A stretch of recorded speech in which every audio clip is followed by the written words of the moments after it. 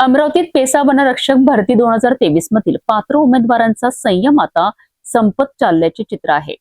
प्रलंबित नियुक्ती आदेशासाठी सुरू असलेल्या बेमुदत आमरण उपोषणाचा आज तिसरा दिवस असून प्रशासनाकडनं ठोस निर्णय न झाल्याने उमेदवारांनी अर्धनग्न आंदोलन करत संताप व्यक्त केला आहे. आता उद्यापर्यंत नियुक्तीचा प्रश्न मार्गी न लागल्यास रास्ता रोको आंदोलनाचा इशारा देण्यात आला आहे. नेमक्या काय आहेत आंदोलनाच्या मागण्या बघूया या रिपोर्टमध्ये. देश में दो नियम बंद करो, बंद करो, बंद करो, बंद करो। एक देश में दो नियम बंद करो, बंद करो, बंद करो, बंद करो। अरे कब तक झुठलाओगे? कब तक लड़े रहोगे? कब तक झुठलाओगे? कब तक लड़े रहेंगे? पेसा वनरक्षक भरती 2023 मधील अमरावती आणि धुळे वनवृत्तातील पात्र उमेदवारांच्या प्रलंबित नियुक्ती आदेशाचा प्रश्न अजूनही सुटलेला नाही.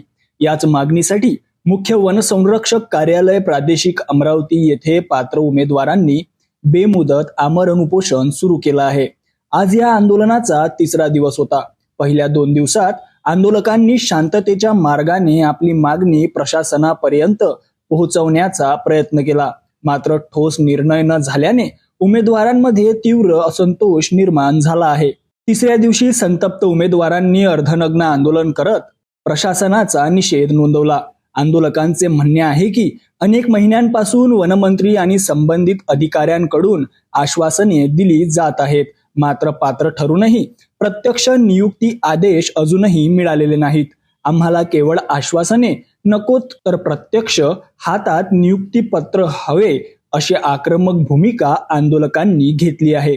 उमेदवारांची प्रमुख मागणी म्हणजे अमरावती आणि धुळे वनवृत्तातील पात्र उमेदवारांना तात्काळ नियुक्ती आदेश देण्यात यावेत. तसेच गडचिरोली, चंद्रपूर, नाशिक आणि इतर वनवृत्तांप्रमाणे अमरावती आणि धुळे येथील पात्र उमेदवारांवरील कथित अन्याय थांबवावा अशी मागणी करण्यात आली आहे. पेसा क्षेत्रातील माजी सैनिकांची रिक्त पदे नियमानुसार साधारण पात्र उमेदवारांमधून भरण्यात यावीत, अशी ही आंदोलकांची मागणी आहे.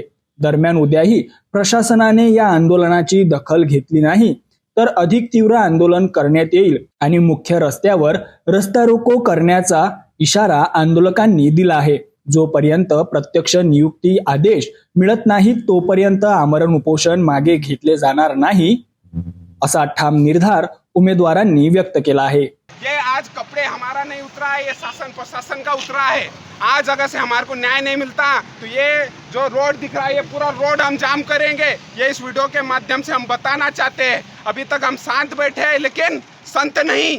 अभी हमारा रुद्र रूप इन्होंने देखा नहीं है. पूरा रास्ता क्या अमरावती भी जाम करने का हम ताकत रखते हैं. ये इस वीडियो के माध्यम से हम तमाम हमारे साथी एवं हमारे समर्थकों को बताना चाहते हैं. अगर से कल तक हमारे मांगे पूरी नहीं हुई और सभी हमारे अमरावती साइड जितने भी 10 जिलों में भर्ती प्रक्रिया नहीं हुई, अगर से ये भर्ती प्रक्रिया नहीं करते हैं, ऑर्डर नहीं निकालते हैं तो पूरा इसका अंजाम महाराष्ट्र शासन देखेंगे. ये इस वीडियो के माध्यम से मैं बताना चाहता हूँ. 3 दिवसांपासून उपोषण आणि आता अर्धनग्न आंदोलनानंतरही पात्र उमेदवार नियुक्ती आदेशाच्या प्रतीक्षेत आहेत.